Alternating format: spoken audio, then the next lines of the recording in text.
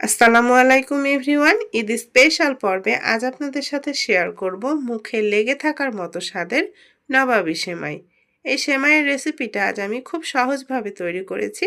আশা করছি আপনাদের অনেক অনেক ভালো লাগবে।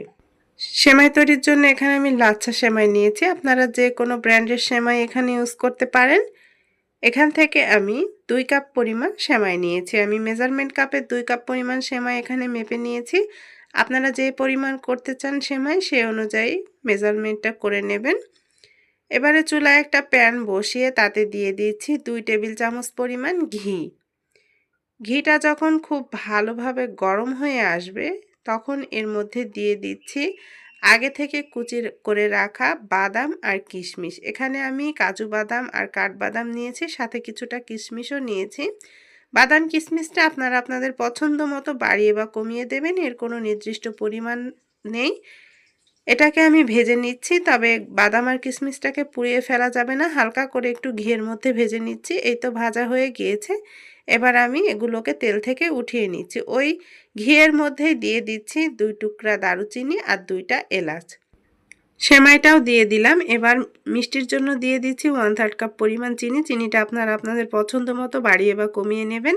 এবারে চুলার জালটা লোতে রেখে এটাকে খুব ভালোভাবে ভেজে নিতে হবে যতক্ষণ না পর্যন্ত সেমাইটা একেবারে মুচমুচে হয়ে আসছে, সুন্দর একটা কালার চলে আসছে সে পর্যন্ত। আর অবশ্যই এ পর্যায়ে চুলার জালটা লোতে রেখে নাড়াচাড়া করে ভেজে নিতে হবে, না হলে সেমাইটা পুড়ে যাবে। আমি প্রায় 4-5 মিনিট পর এখানে 3 টেবিল চামচ পরিমাণ গুঁড়ো দুধ অ্যাড করেছিলাম, সেটা কোনোভাবে স্কিপ হয়েছে। আর গুঁড়ো দুধটা দেওয়ার পর সেমাইটা বেশিক্ষণ ভাজা যাবে না, তাহলে দুধটা পুড়ে যাবে, তখন আর সেমাইটা খেতে ভালো লাগবে না।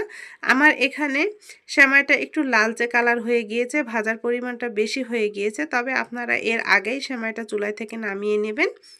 এই তো আমি এটাকে একটা প্লেটের ওপর নামিয়ে নিচ্ছি। আর যে পাত্রে আমি সেমাইটা সেট করব সেই পাত্রে অর্ধেকটা পরিমাণ সেমাই দিয়ে খুব ভালোভাবে বিছিয়ে আমি একটা চামচ দিয়ে সমান করে নিয়েছি। এটা একটা সাইডে রেখে দিচ্ছি। এবারে আমরা ভেতরে ক্রিমি লেয়ারটা তৈরির জন্য ক্রিমটা রেডি করে নেব। এজন্য এখানে 1/2 লিটার দুধ নিয়েছি আর দুধটাকে আগে থেকে জাল করে নিয়েছি। আর অবশ্যই এখানে জাল করা দুধ ব্যবহার করবেন, না হলে কাঁচা দুধের একটা গন্ধ থেকে যাবে, তখন আর খেতে ভালো লাগবে না। আর প্রথম লেয়ারের জন্য আমি এখানে কিছুটা বাদাম কিশমিশও দিয়ে দিয়েছি। এই তো দুধটাকে আর একটু ঘন করার জন্য এখানে দিয়ে দিচ্ছি 1/3 কাপ পরিমাণ গুঁড়ো দুধ। সাথে দিয়ে দিচ্ছি মিষ্টির জন্য 1/3 কাপ পরিমাণ চিনি। আপনারা চাইলে এখানে চিনির বদলে কনডেন্স মিল্কও ব্যবহার করতে পারেন, সেক্ষেত্রে ক্রিমের টেস্টটা আরও বেশি ভালো হবে। তবে আমার হাতের কাছে আজকে ছিল না দেখে চিনিটাই ব্যবহার করেছি। এবারে একটু নেড়ে চেড়ে এটা মিশিয়ে নিচ্ছি। এখানে আমি নিয়েছি 2 টেবিল চামচ পরিমাণ কর্নফ্লাওয়ার, সাথে নিয়েছি 2 টেবিল চামচ পরিমাণ কাস্টার্ড পাউডার। আপনাদের হাতের কাছে যদি কাস্টার্ড পাউডারটা না থাকে তাহলে এখানে আপনারা 4 টেবিল চামচ পরিমাণ কর্নফ্লাওয়ারও দিয়ে নিতে পারেন। আর চাইলে আপনারা যে কোনো একটা দিয়েও এটা বানিয়ে নিতে পারেন, সেটা আপনাদের পছন্দ মতো। এই তো আমি আজকে ভ্যানিলা ফ্লেভারের কাস্টার্ড পাউডার এখানে ব্যবহার করেছি। আর যদি কর্নফ্লাওয়ার ব্যবহার করেন তাহলে এখানে একটু ভ্যানিলা এসেন্স দিয়ে নিতে পারেন। এবারে এটাকে অনবরত নাড়াচাড়া করে আমরা মালাইটা তৈরি করে নেব। এই তো ক্রিমটা রেডি হয়ে এসেছে। এটাকে অনেক বেশি ঘন করা যাবে না, তাহলে এটা ঠান্ডা হওয়ার পর একেবারে শক্ত হয়ে যাবে। এই তো এই অবস্থায় আমি এটাকে চুলা থেকে নামিয়ে নিচ্ছি। চুলা থেকে নামিয়ে আমি গরম অবস্থায় এটা এই সেমাইয়ের উপর ঢেলে দিলাম। এই তো দেখুন সেমাইটার ওপর ক্রিমটা দিয়ে দিচ্ছি। ক্রিমটা কিন্তু এখনই বেশ খানিকটা ঘন হয়ে গিয়েছে, সমানভাবে বিছিয়ে নিচ্ছি। তারপর যে অর্ধেকটা সেমাই ভেজে রেখেছিলাম সেই বাকি অর্ধেকটা এই ক্রিমের ওপর খুব সুন্দরভাবে সেট করে দিচ্ছি। পুরো সেমাইটা দিয়েই এই ক্রিমটা ঢেকে দিচ্ছি।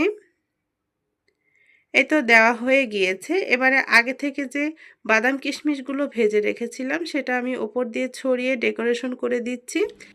আমি এখানে কিছুটা চেরিও দিয়েছিলাম। আপনারা আপনাদের পছন্দ মতো সেমাইটা ডেকোরেশন করে নিতে পারেন। এই তো আমার সেমাইটা ডেকোরেশন করা হয়ে গিয়েছে। দেখুন দর্শক, লেয়ারটা কত সুন্দরভাবে বোঝা যাচ্ছে। আপনারা চাইলে সাথে সাথে সেমাইটা পরিবেশন করতে পারেন। তবে আমি এটাকে নরমাল ফ্রিজে রেখে দেব 2 ঘন্টার জন্য। এতে করে ক্রিমটা খুব সুন্দরভাবে সেট হয়ে যাবে। সেমাইটা খেতেও ভালো লাগবে। আপনারা চাইলে ঈদের আগের দিন সেমাইটা বানিয়ে নরমাল ফ্রিজে রেখে দিতে পারেন।